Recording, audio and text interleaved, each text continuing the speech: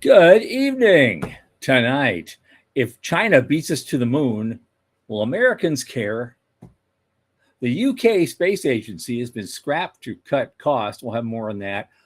All these Starship explosions are starting to add up. So, what's really on the line is coming Sunday. No Space gets $25 million in seed funding for RF and quantum simulation software. Spin Launch nails down $30 million to speed Meridian constellation development. Voyager invests in latent AI, and Jeff Faust analyzes the commercial case for Mars. And we have an image of the most valuable unicorns for this year. All this with our guest, Shubber Lee. From the news desk at the Center for Space Commerce and Finance, my name is Thomas Andrew Olson, and this is the Quantity.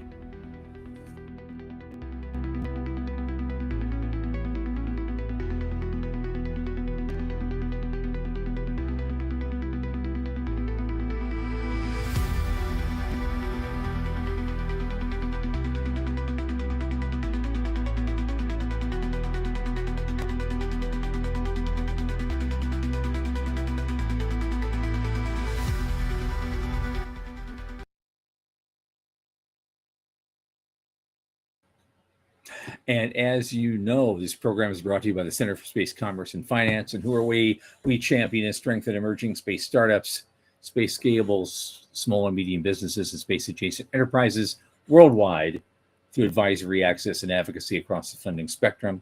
Our programs fortify business plans and investor readiness for founding teams at varying levels of development. Now, a lot of our work, especially this podcast, is supported by our listeners and fans like you.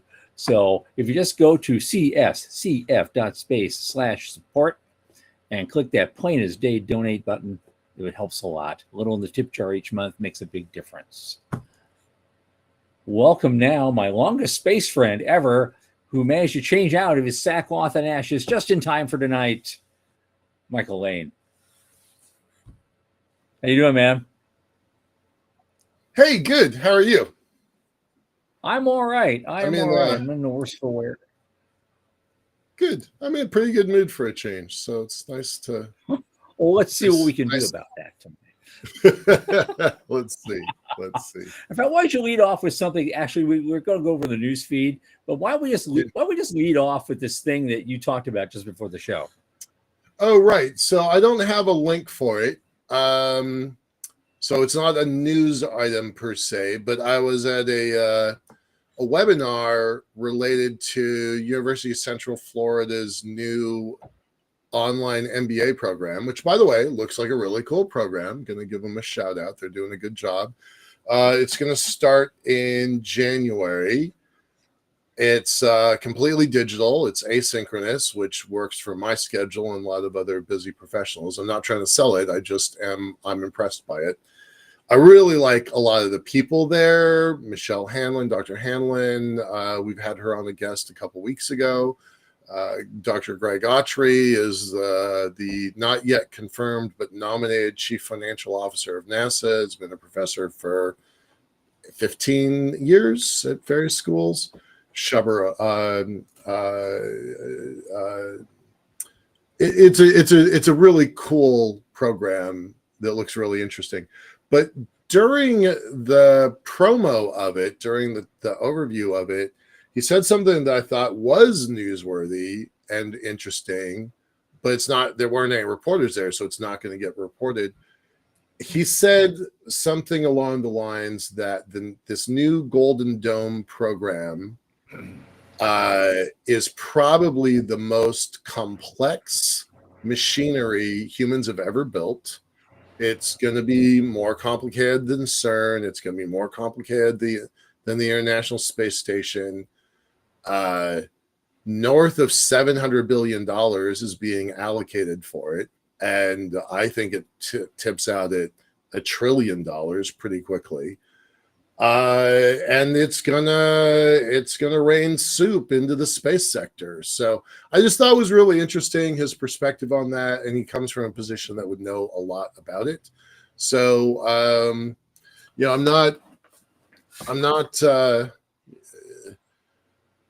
I'm curious to see what happens next and how much of this winds up in the hands of the Raytheons and the Boeings and the Lockmarts of the world, but some of the commercial space sector is going to wind up.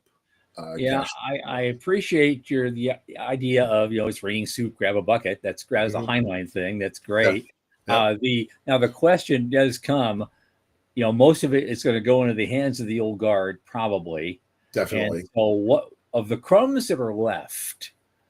What does that do to actually help build a future presence on places like the moon or Mars or the asteroid belt I don't think it does. I think it legitimizes the commercial space sector so they can do other things, maybe broaden their portfolio. But I hosted shows way back 5 years ago. There's a pretty big argument at Space Force about what the Navy calls blue water versus brown water, patrolling Leo and Geo versus patrolling the moon. There's no interest in Space Force to focus on the moon. So I don't think that Golden Dome is going to push our civilization out into the cosmos. Okay. But it will be a lot of money, and the sector is going to come. The sector is going to earn a lot of revenue from it. It could go to a lot of worse places, I guess, and indeed has over many decades. Yeah. So. All of the Earth observation, the synthetic aperture radar people, they're going to make buckets of money, buckets. So, yeah. Moving toward that, let's go to we'll have to skip through some of these things quickly because I want to get our guest on. But one thing, I was an article, there's an op-ed in National Review earlier this week that basically said, okay, if China beats the U.S. to the moon today, will Americans care? And he quoted Eric Berger on some of the stuff he's written at Ars Technica, and it kind of lends credence to that idea that our Artemis program has failed to meet expectations. SpaceX and Blue Origin have experienced setbacks. And so it's a better than even chance that China could, quote, beat NASA back to the moon this decade and win the initial heat of the new space race, as they say. But lay observers of China's achievement could respond to it with a yawn. Hey, been there, done that. We did that 50 years ago. Where were you? Right.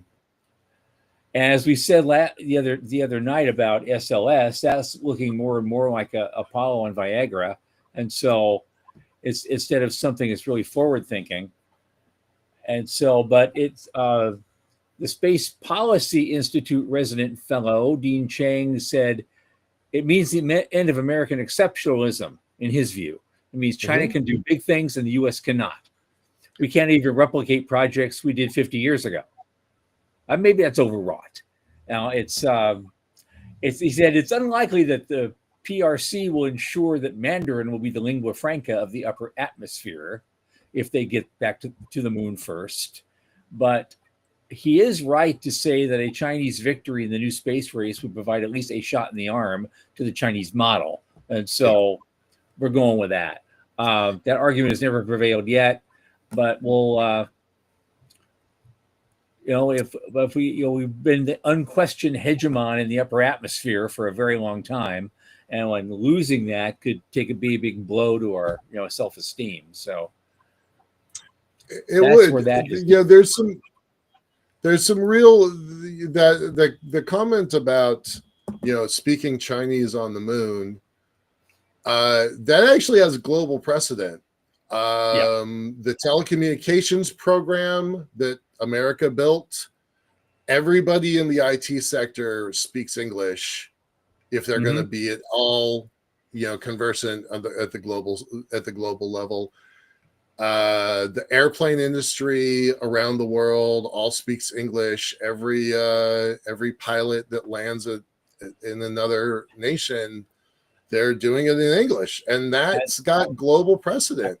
And that precedent was specifically set right after the Second World War. All the major aircraft building nations right after the war got together, and they sat at a table in a circle, and they said, "Okay, what do you guys want?" And so we could have commercial, because commercial aviation is going to be crossing the Atlantic, and we want to regularize this. How do we do it? And the French decided that this special patch of ocean inlet that's going to be official sea level. The Brits wanted the Greenwich meridian as being the prime meridian for time, and they went around all these countries, said, well, I want this, I want this, I want this, and finally get to America. What do you want? They said, we want everything in English. And that's literally how that started. That's how it happened, right? And so that there is global precedent of, if China builds a functioning space station, that they can make some of the rules.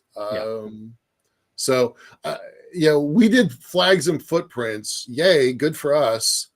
But a settlement is a different animal, and you've heard me talk about. If you're not having babies, you're just camping. I think the space race is who can have the first kid. Camping has led to a lot of babies. Yeah. I mean, come on. Yeah.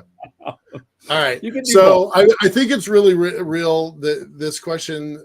I think it is a space race. Not everybody agrees.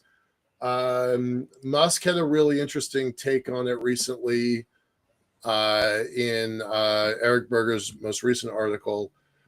And he said, look, they're going to beat us back to something we have already gotten to 56 years ago. Who cares? Right. And his focus is on the moons, is on Mars. So right. I don't think it's okay to lose the moon in pursuit of Mars. I don't think that's okay. Yeah. I don't. But then some might think, using your own analogy, the who cares people they're probably brown water people. Yeah. They consider the moon as brown water. We want blue water. We want Mars. We want the asteroid belt. You know what I mean? Yeah. It's the same kind of thinking. Where do you draw that line? Yeah. Moving on. This is a really weird story. Apparently, right at the poise at the moment of some of its greatest achievements. Yeah. The UK decide they're going to scrap their space agency and merge it into another, all around sciencey kind of agency I've never heard of until today. Right. And it's just to save money, cut duplication, ensure ministerial oversight. Like, they don't have ministerial oversight over everything. My God, they're the most rule-happy country in the world. You think they haven't had 100 bureaucrats looking after everything these guys are doing? I don't know. It's just like, that was just weird to me. How much money are they spending, for God's sake? Not that much. Something like 18 billion pounds a year is all they get, right? For the stuff that they do, which is actually not. Actually, it was the same size as NASA's proposed budget for next year. Right. So, yeah. England's a third the size. So what are you doing? Just Monday, Guillermo was talking about how many new space agencies have come online, 40 or 50 in the last 20 years. And UK was really proud to be one of those early developing space agencies, and to have them kind of roll back the clock a little bit really feels weird. And I've pointed out some of the graphs on this show once before about how many launch facilities, spaceports. UK has a surprising amount of spaceports for how small geographically they are. Right. I think there's 7 or 8 spaceports. I think, if I remember correct, America doesn't have 8 spaceports, or it's in that range anyway. I guess. Well, most of the ones we have are for horizontal launch. We've discussed that. So right. They're kind of sitting there useless. Yeah. I think it's not in that article. It just occurred to me though, is that the UK Space Agency has certain relationships with ESA and the EU. Yep. Even though Brexit happened, they still maintained the UK Space Agency still has a spot in that group that includes, the ESA and all the European stuff. And so what happens to that membership now? If UK Space Agency is going away and getting subsumed by this other thing, how does it serve their international interests on the continent? Yeah, I don't understand why they are doing this at all. I feel like it's a $18 billion budget grab, right? That larger organization wants to have that money under its roof instead. Oh, funny. Joe is like, oh, the Angry Astronaut. Angry Astronaut's got a pretty good sized following. He did a video. Interesting. All right.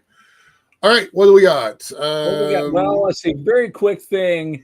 Null Space. I just talk about this because there's money involved, and so So Null Space got a 25 million seed round, but they're basically an IT company. So they're going to advance radio frequency and quantum simulation software, and they already have some satellite type based customers. And I think they're probably going into the defense space to do that, but they got a 25 million seed round. That's not chicken feed.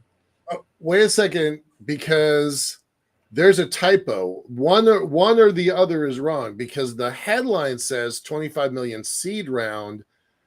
Right below it has raised 2.5 million in seed funding, and 2.5 is a normal seed round. Yep. That's true. 25 billion is extraordinary. I read this thing. I glossed right over it. That's true. No, they have a typo. Yeah, that is a genuine typo. Look at that. Which one is it? I don't know. Well, that is the question, isn't it? Okay. Yeah, so it's a different story if it's one versus the other. Simon Mansfield, fie on thee for doing that. Anyway, it's cool. We love watching money flow into the market. We're just not sure how much. Yep. Well, yes. Now, here's the weird one. And tell me if it's not weird. Spin Launch got 30 million to speed, nice word, Meridian Space Constellation development. Now, I read this thing. Okay, Meridian Space is building yet another LEO satellite broadband constellation. Ooh, right.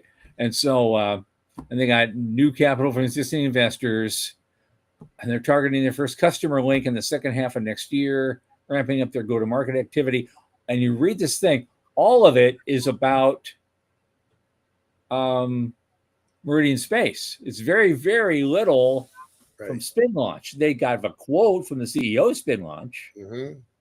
And then the guys who's the president of Kongsberg Defense and Aerospace and all those people say, oh, we chose to partner with Spin Launch because, but they're not. And then Spin Launch did a full-scale test of its proprietary multi-band reconfigurable reflector array antenna. Okay, great. What's that got to do with their launch capability? Because they show this artist conception of what Spin Launch is supposed to look like when it's ready to roll. Right. And it looks like anything they shoot through that thing is going to spout out of there at about 1,000 Gs and hit the atmosphere like a brick wall. Yeah. Yeah. What is going on? I've said publicly a lot of times, I try to not throw rocks at other people's big crazy projects because I have a big crazy project, but I do not understand their big crazy project. And I really don't understand how they have pulled north of $100 million into this big crazy project. So what this feels like, it actually feels to me like a press release that Spin Launch put out to promote their client and make themselves look good. That's what it looks like to me. Okay. All right. I'll be interested to see what our guest has to say about this too in a minute. So next thing was Voyager is investing again. They invested in latent AI to advance real-time space-based intelligence. They too are going for that Golden Dome homeland security market. And so there's a lot of money. As you say, it is raining soup. And and they're wise to go and get it and invest in other things or acquire other things to help them get to wherever it is they need to go, which is fine. Yeah. We've talked about a couple times now that there are a couple very successful roll-up strategies out there, and Voyager is making the best of it. So they're taking their newfound wealth from their IPO and they're spending it. They're spending it on partnerships. I hate to say this, but I just going back to the previous thing on spin launch. I just looked at my notes. I just saw this totally deadpan comment from our producer that's saying they are building momentum. Good.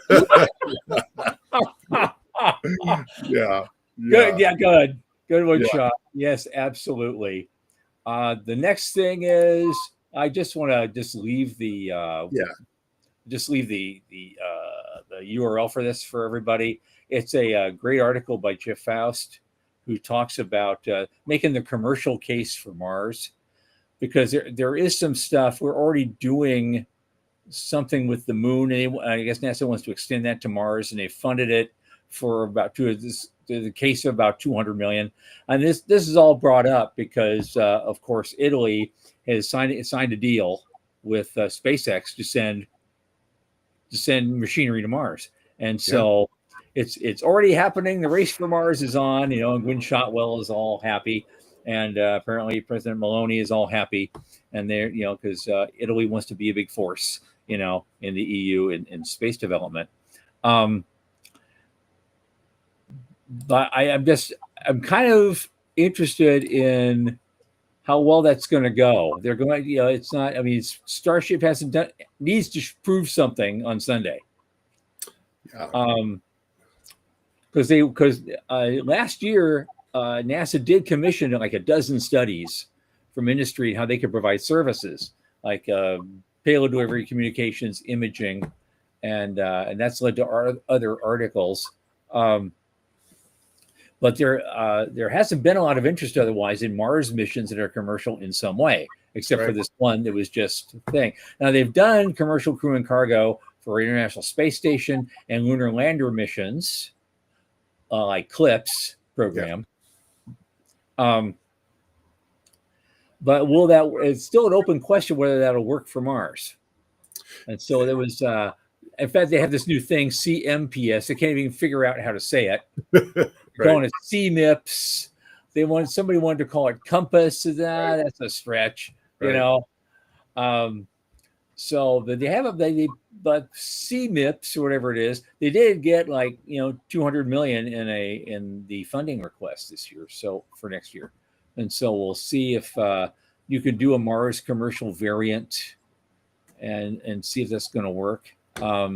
Actually, in Firefly, who was one of the people who were successful in landing on the moon, they are exploring how that could be adapted for a Mars mission.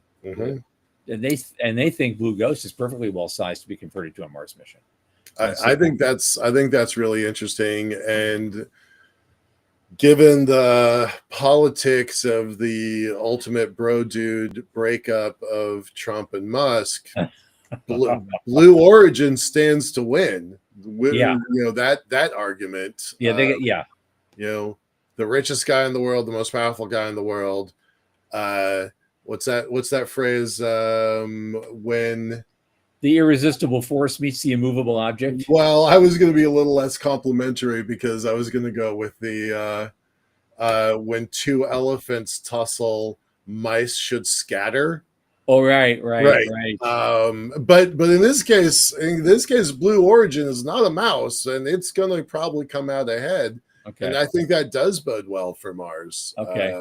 I don't really pay that much attention to Mars. I really don't. It's not as interesting. We got like a minute. Yeah. I just wanted to leave with that one thing. You sent this to me. I thought it was interesting. It's just an image. Yep. You guys can find this. The world's top 30 unicorns in the world. And of course, and it's divided by areas of the world. So I think that obviously the biggest players right now in the US are SpaceX and OpenAI. with 350 and 300 billion valuations. Mhm. But there's a whole bunch of other things that are smaller, but there's a lot of them. Yeah. And, Uh, and so there's only a couple in Australia. They're not very big. The biggest thing in India is Reliance. It's 100 billion. But China is right up there. ByteDance is yeah. 220. Ant Group is 150. So they're getting up there. So it's just an interesting chart to look at to see where everybody is at. These things change, all the time. I thought They that was do. One thing I wanted to point out, though, is that the SpaceX is at a 350 billion valuation by the date of this article, yeah, but recently they've actually been priced at 400 billion. That's one Yep. thing to point out. And the other thing is just below to the left, XI, that's a Musk company also. That's his I think right. that's his Grok AI tool. And so so if you add up all the things that Musk owns on that Right, list, the right. number goes way higher. 400 plus billion, Yeah. maybe 450, bordering on half a trillion. Yeah. So I thought that was a really interesting article. And I also did not know that Epic Games was a $23 billion company, which really surprised me. It's pretty amazing. Surprised me. Okay, so question now. You're ready to have some fun. Yeah, let's do it. Okay. Oh, do we have a guest for you tonight? Our guest tonight is I call him my personal favorite overachiever, Shubber Ali. For 3 decades, he's made a very successful career analyzing and bringing new tech to life. In addition to working at major companies like KPMG, Accenture, and Salesforce, he's also been with more startup and early stage companies I can count and adding value right and left. Currently, when he's not working as the CEO of Omnic.ai, he moonlights as an adjunct professor in innovation management at Georgetown University. And of course, he's the founder of the Space Cynics blog, which is going to get a lot of press here. We're having a little bit of mini reunion tonight. My good friend, Shubber Ali.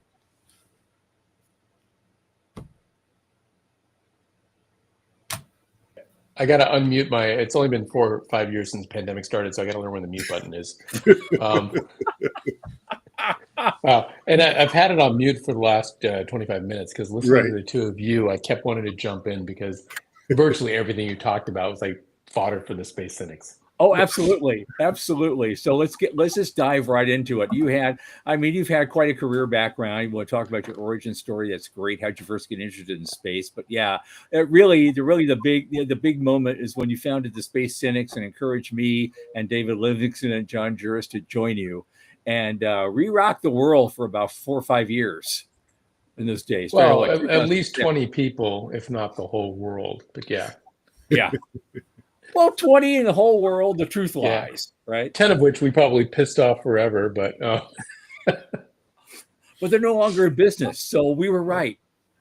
Yeah. Actually, most of them weren't, but it's a thing about the space business that we'll get into is that there's more liquidity than there is common sense out there. So, which explains a lot of the earlier conversation you and Michael were having about valuations and investments in companies that we would have given Walking Eagle awards to back in the day. Yes. Oh yeah. Before you go far, I want to hear your background, your origin story, but you gotta tell the Walking Eagle story because most people are not going to know what that means. I'll let Tom tell the actual story behind it. I know what it means, but I can't give it justice. But my origin story. So I started. So I actually walked on the Discovery while it was still being built at Rockwell in Norwalk, California, when I was a Boy Scout. That's one of my memories of being in scouting from when I was a kid. And then I, of course, got to see the launch of Discovery, 15 years later down in Florida as a guest with Space Fest, which was really amazing to watch that flight, that takeoff. If any of your guests or listeners actually have been to a shuttle launch, they know what I'm talking about. But after business school, I joined KPMG in Washington, D.C. At the time, the only space consulting group in the world that we were aware of. We actually had just birthed Space Fest. It spun out of the group from KPMG. In fact, one of the founding partners, Frank DeBello, was the partner in charge of the group at KPMG, and then he left to do the first Space Fest fund, and then which seems almost quaint in the size. I believe it was $8 million at the time. The next one, Space Fest 2, was the one that really kind of put them on the map with analytical graphics being their massive home run in the 90s. And so I worked in space consulting for about 5 years directly. Had clients, everything from Space Command, back then Air Force Space Command, NASA was one of my biggest clients, Boeing, Lockheed, some of the Europeans as well. Worked on satellite systems, GPS, Block 3 when it was still on paper, remote sensing systems, launch systems, you name it. And that's kind of where I first developed my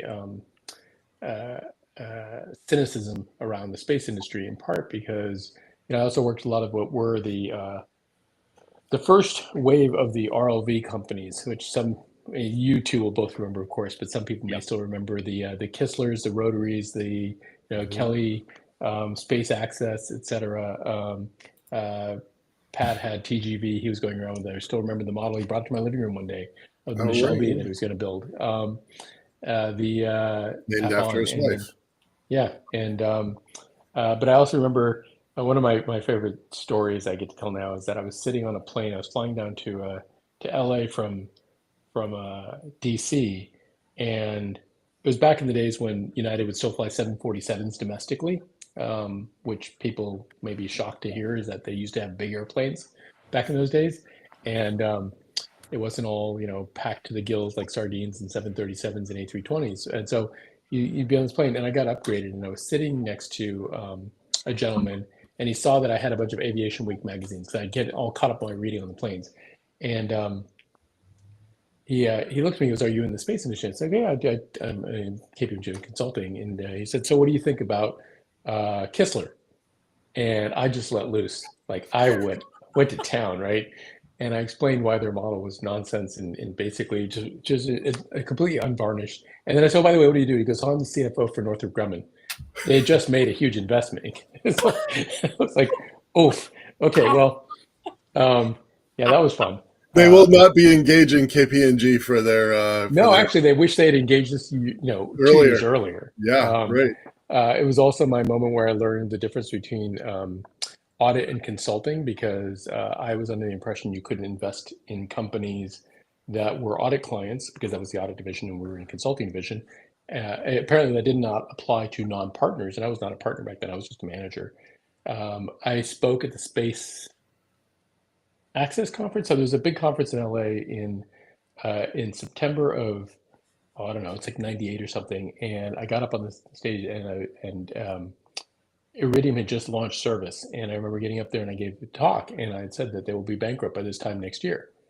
And because their business model was fundamentally flawed. It was fundamentally flawed. Motorola was smart because they'd set up a separate company, and so they gave themselves the contracts for $5 billion worth of satellites. But so they made their money. But they wrote off a bunch. But I, of course, that was the big gasp aha moment. I get back there a year later, and I said, "I apologize. I was wrong. It only took 9 months." Because they went bankrupt in June of that year. But the thing what I did not realize was I was perfectly capable of shorting the stock had I known, but I thought I was precluded from it because they were an audit client.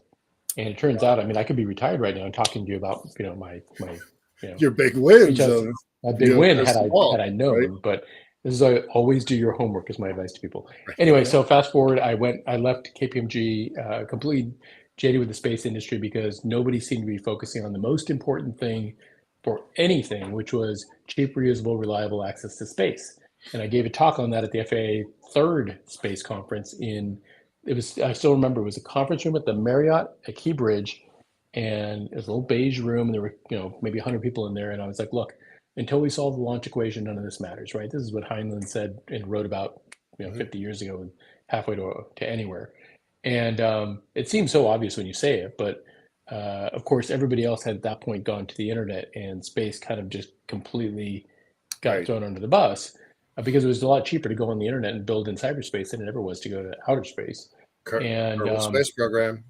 Right. And so until Musk came along and built SpaceX and built reusability, and bet the company on it and proved you could do it. The 3 failed attempts at landing before it finally landed.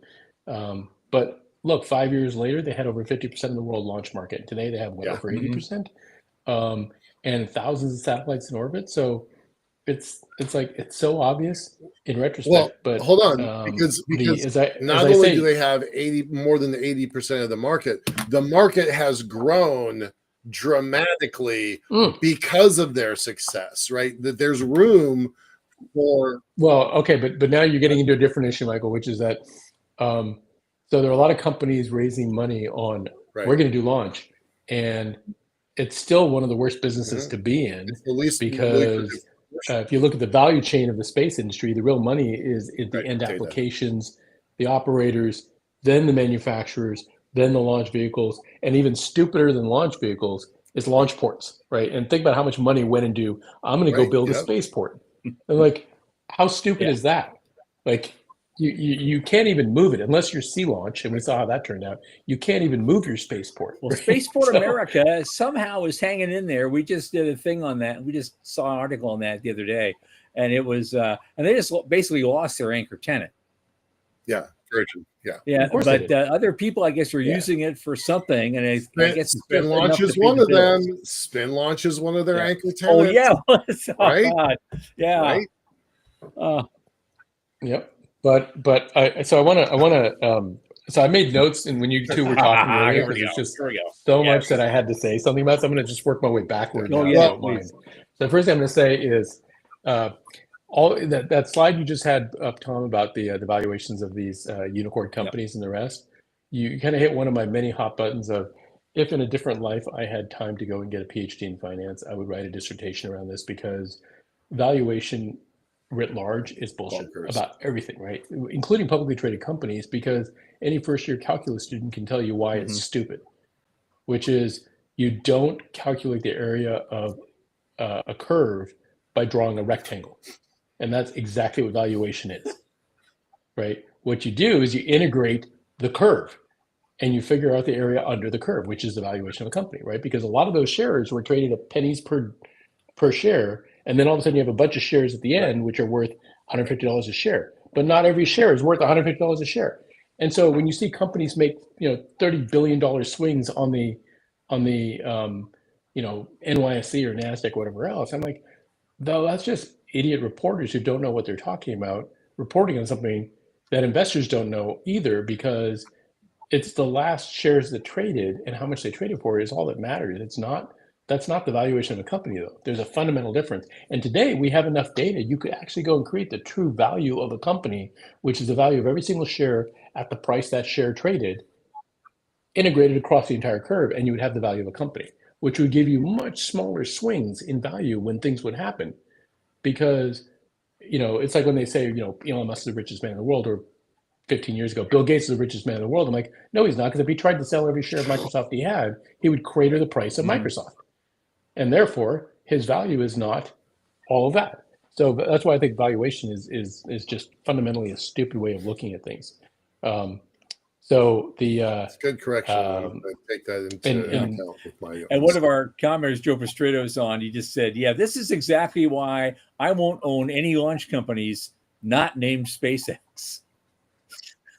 Yeah, and they have such a lead in the market. The only people I think are really going to give them a run for their money in that reusable heavy launch space, I don't think it's Blue Origin. I think it's actually the Chinese, which goes to the whole other conversation around speaking Mandarin on the moon and the rest. And so I'll go where you guys started with there's a great quote on leadership I heard from, I don't know who said it, but it said, because people who know me on LinkedIn know I hate the term leadership, right? It's actually, most people are managers, not leaders, even if they call themselves leaders.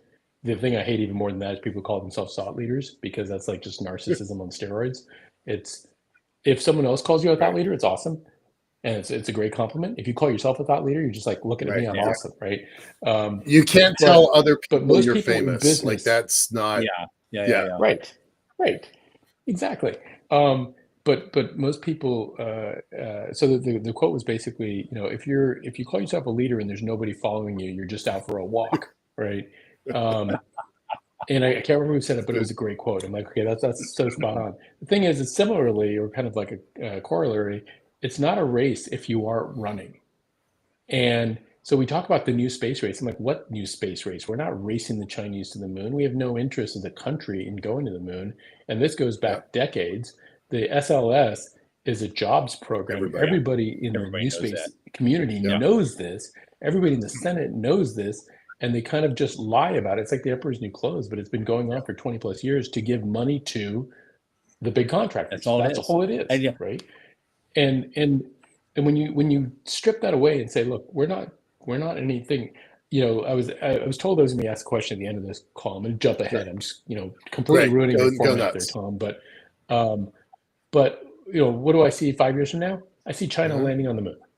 I don't see us landing on the moon. It sure as hell is not going to be Artemis or whatever other Greek god we decided to name this after. But it's if SpaceX or somebody else sends stuff to the moon, it's en route to go to Mars. But then I get back to the question that I remember talking. I'll name drop here, but I was fortunate enough to have Buzz Aldrin as a client way back when. We both spoke on the same panel. He ended up talking about his Mars program. He wanted to launch Starcraft boosters. He wanted to create a space company, and I talked to him at length about why it was a really bad idea. And it was him and General Jameson, I think, was working with him on that. The reason why is he's like, we have to go to Mars. And I'm like, why? Right. Like, I get that eventually we have to go there, but we can go there 500 years from now. It'll still be there, right? There's no actual reason that we have to be there other than people who are space tragics, as they like to call them in Australia, really want to go there. Like, we would love to see it because we're geeks or nerds or whatever you want to call us, right? That's us. The vast majority of people don't give a crap. I mean, we found that out with Apollo. As soon as the first footprints landed on the moon, they stopped caring. The only reason they cared was when one almost blew up. And then they stopped caring again, which is why you can go and see and touch an actual Saturn V, because it's laying on its side as a display ornament at Kennedy Space Center and Johnson Space Center, right? The reason they're there is because we stopped launching them because nobody cared. So we still don't have a compelling reason to go. And people talk about so Morty raises an interesting point, unless helium-3 works. Okay, well, show me a working fusion reactor that has sustained fusion, and I think people will care. We still haven't cracked that code, right? The founder of the company I'm currently CEO of, who's a CTO, is a nuclear fusion engineer from MIT. He's our age. He worked on nuclear reactors in the Navy. He's a smart guy. And even he's like, we're not there yet, right? And he spent 30 years working on this stuff. So when we have it, it's great. There are niche applications for helium-3, but setting up the infrastructure and setting up mining and who's going to have a baby on the moon, I think, are things that are quite a bit in it is, absolutely. But the thing that I 100%. No, sorry. And the thing is, okay, go ahead. Well, go ahead, Mike. Go ahead. This is a discussion, not me just going on my soapbox. I know that babies on the moon is out there. I don't have any doubt about that. We are not there yet, and we shouldn't. We shouldn't rush that. Like, I'm not trying to say. What I'm trying to say is, because they can never come back to Earth. That's an open question. I'm not sure that I agree with that. I've talked to some interesting, but regardless. I mean, at least if you believe Heinlein's Moon is a Harsh Mistress. I do actually. That's one of my favorite books. No, I know that stuff is far out there, but we both, Trump 1, Biden, and Trump 2, all committed to a deadline to put America into a space race. As heads of state, I know. And that's why we've got what we've got. But we were the ones that declared it a space race. China followed when we said we were going to. So it is a two-person race, but we're definitely not putting the resources behind it. Definitely not putting the resources. I disagree on both fronts. We're treating this space race like somebody who buys the outfit of Usain Bolt, sits on the sofa, drinks a Coke, and eats a bag of Cheetos, and says, "I'm going to be a runner." Right? Oh, fantastic! It's just bullshit. I mean, the thing is, the other part of it is there are politicians who will make make hay of this by using terms like the end of American exceptionalism. I'm like, well, that's bullshit too, because we are leaders in a whole range of fields that we Yes. care about. What we aren't good at is things we don't care about. You have to And care. until there is a reason like, hey, you know what? There's a threat by them having a base on the, now, of course, I'm sure people are going to start bringing this up. Well, if they have a base on the moon, then we are forever in danger because they could just drop stuff on us. I'm like, really? Because that would be the last 5 Chinese people left on the planet if they did that, Yeah. right? Because we have only 9,000 Right. nuclear weapons But other in than that, this country. Like Please. we like, and this is why I think Elon's, you know, as much as like I give him tons of credit for having vision and building things in industries that no one else would take on. Start with banking, go into aerospace, go into, you know, Mhm. vehicles, right? Hard industries to go crack. The idea that having an outpost on Mars is somehow going to save our species if we have a planetary catastrophe on Earth is just fiction of Right. the highest order. Yeah. It is not a survivable planet by any stretch of the imagination. It won't be for a long time, right? It doesn't even have a magnetic shield. So, okay, yeah, go ahead. Get some people up there, build some habitats, do whatever else.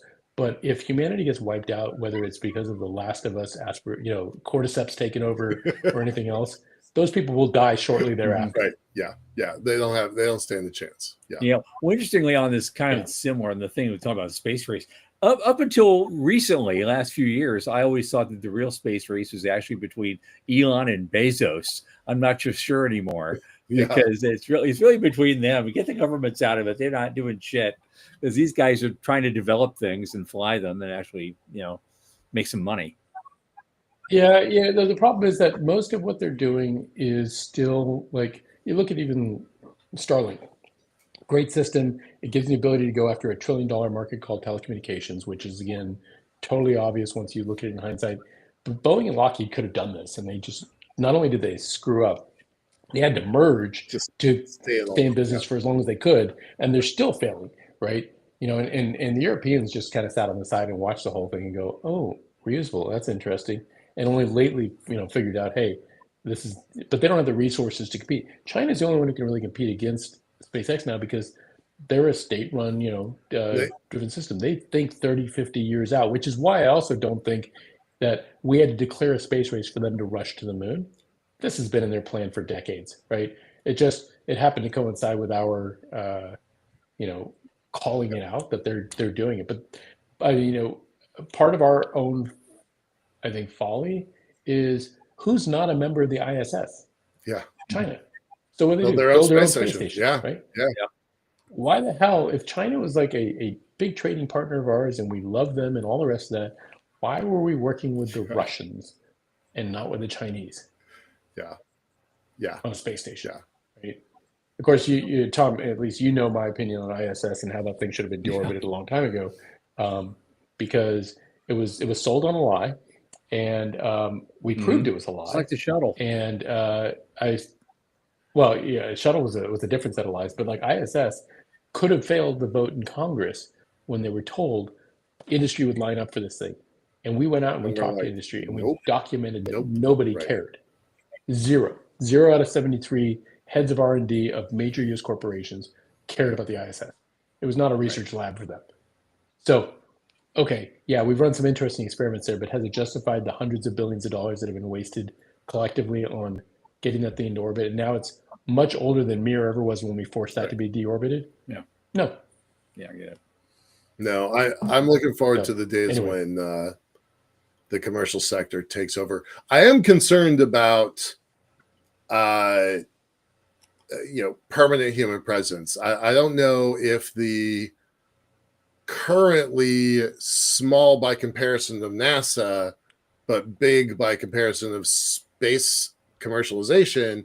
I don't know if like the Axioms and the Vasts and the Gravitics, I don't know if they can keep a continuous human presence. Maybe if all 5 of them are successful, but one at a time, I'm not sure and I think that continuous human presence should be a requirement in all this. I think we should require.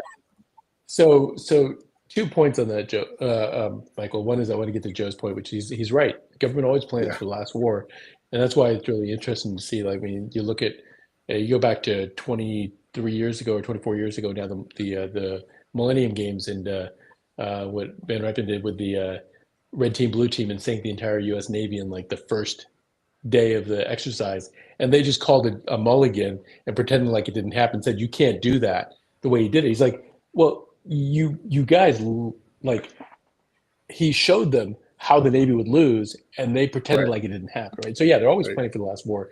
I think though that the question I would ask you, Michael, is simply this, right? Continuous human presence in space to me is kind of like my Duolingo streak. I don't want to end Right. it Right. because I spent a lot of time getting to 1,293 days, which is what I'm at right Okay. now, right?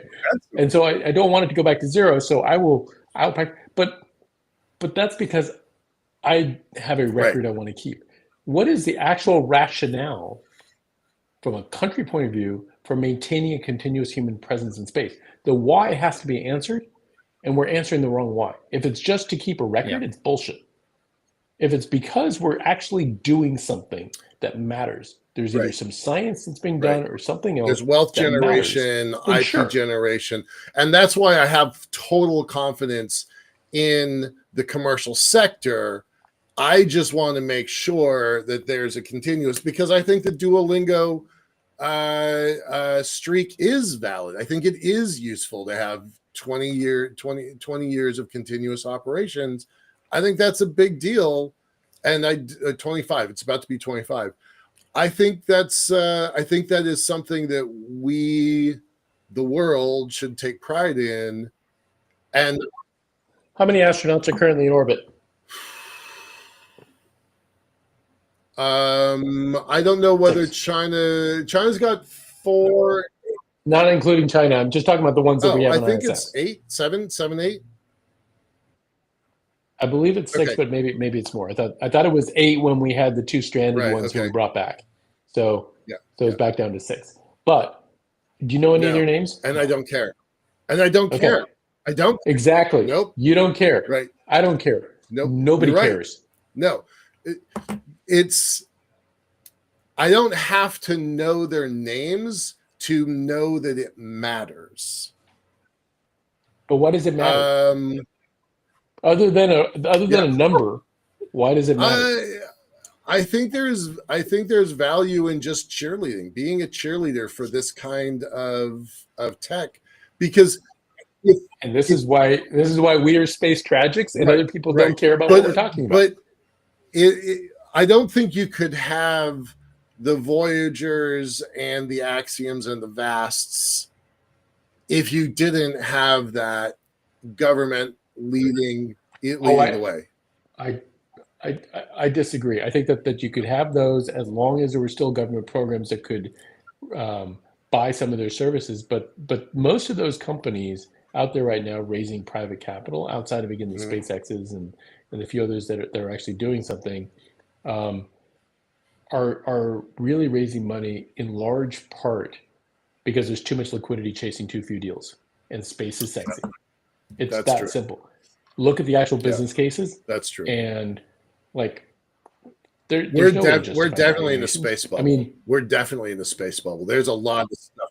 It's not just space. There's an AI bubble. I mean, like, I was having this conversation with somebody earlier today. You know, in fact, a couple hours ago with some folks in AI, and you know, the human brain runs on 20 watts roughly.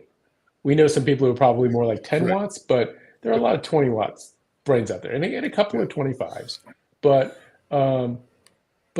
you look at the data center for an AI, for an LLM, and to do the same level of thinking that humans can actually do versus just probabilistic churning out the next word that comes because it's studied the entire internet of history of content. You know, you're talking about powering the city the size of Dallas. I just read something on that scalable today, and I thought it was very interesting. Somebody said that, look, all of the processing power that you do in your human brain uses on average about 12 watts. So for an AI system to even even approaching to match that would take at least 2.7 gigawatts. So I'm not too concerned anytime soon, you know, for the future. No, so if you look at like where's the money going to go? Sure, you will have more satellites, why is SpaceX so highly valued?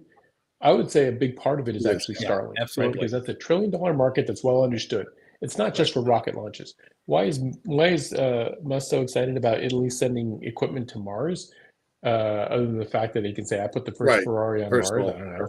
It's because he's using the same strategy that was used during the gold rush back in the 1800s in California. The people who made the money in gold rush, we all learned this. The people who sold the picks and shovels. Absolutely.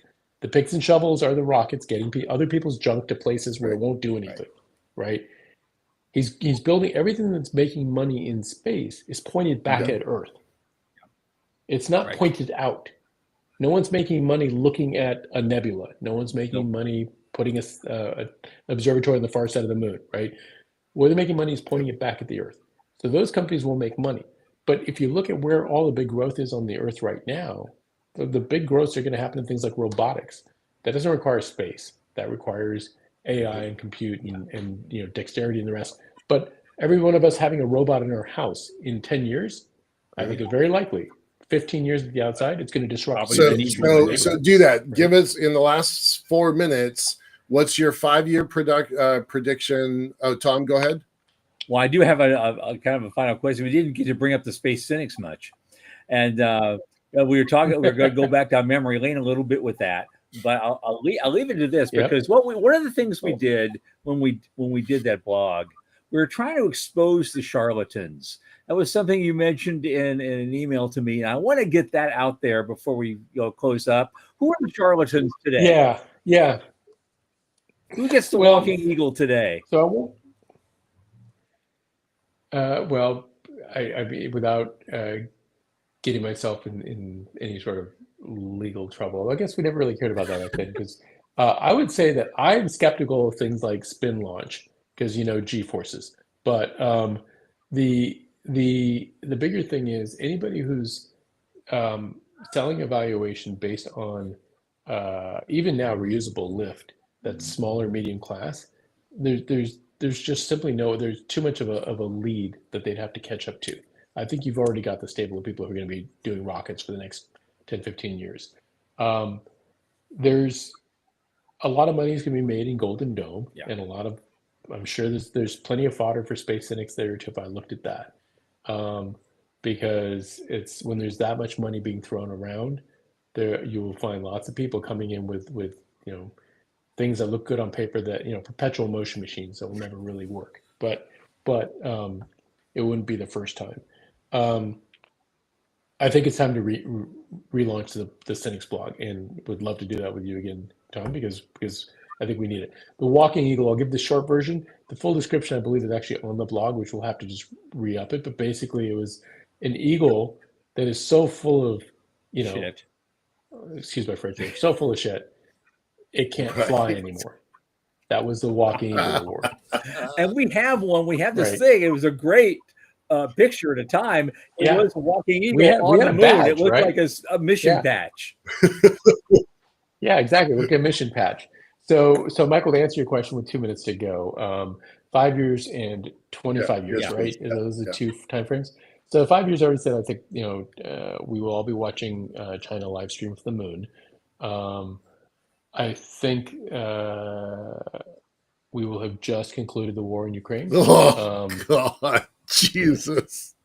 That is cynical. At the rate that it's going versus when it said it would be done, who knows? But I think I'm what's the other thing about predictions, and Yogi Berra had some great quote about that. But I'll say in 25 years, I expect that robots will be commonplace. We will look at robots the same way we look at broadband today. It's just that it's ubiquitous. Everybody has it. This is why I think that Tesla has such a huge upside. It's not the cars. It's not even the robo-taxis or the rest. It's if they can get Optimus and get a leap in the marketplace, they will do fantastic. Because if you think about it, if you can buy a robot for $20,000 and then buy modules that you can upgrade to for like gardening, weeding, vacuuming, doing the dishes, walking the dog, whatever, each module, would you pay for it? Sure. I mean, if I didn't have to pay for a pet sitter for my dog every time we went on vacation, and it could feed the dog, walk the dog, do everything else, and even play with the dog, crap, that'd be worth a hell of a lot more than the pet sitter, right? but it will disrupt so many facets of our economy. I'm gonna ask one more question, because you're like, well, I'd be a billionaire, I'd be retired. What would you short now? Well, I missed the boat on Virgin Galactic. We all mainly kind of because saw it was that just the coming. wrong time for me to do it.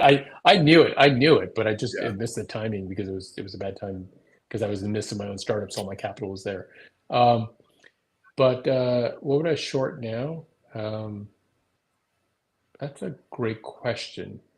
I think we're running out of time. Yeah. All right. Well, let me get back to you on the next one. We will definitely do this again, guys. Yeah, Shubber Lee, definitely. Man About Town, Yeah. Renaissance Man. Thank you so much for being with us. The original Space Cynic. It was lovely to have you. We're going to do this again. Thanks so much. Yeah. Michael, good to see you as well. Yep. Thanks, guys. Okay. Our guests for Monday are Marcelo Bolt and Jose Ferreira from SGAC, where we'll be discussing the pitch event the center is sponsoring in Sydney, Australia, in the next month. As always, 8 p.m. Eastern. And before I go, I want to make a special shout out and my personal thanks to our intern, Christina Kloklova. It is her last night with us, and she's been an amazing help to all of us, especially Sean, our producer. She's amazingly quick studying all the background bells and whistles that make this show possible. She will be missed, but thank you so much, and best of luck in your future endeavors. Всего хорошего. Очень приятно. From the newscast at the Center of Space Commerce and Finance, this is Thomas Andrew Olson. Keep watching the skies.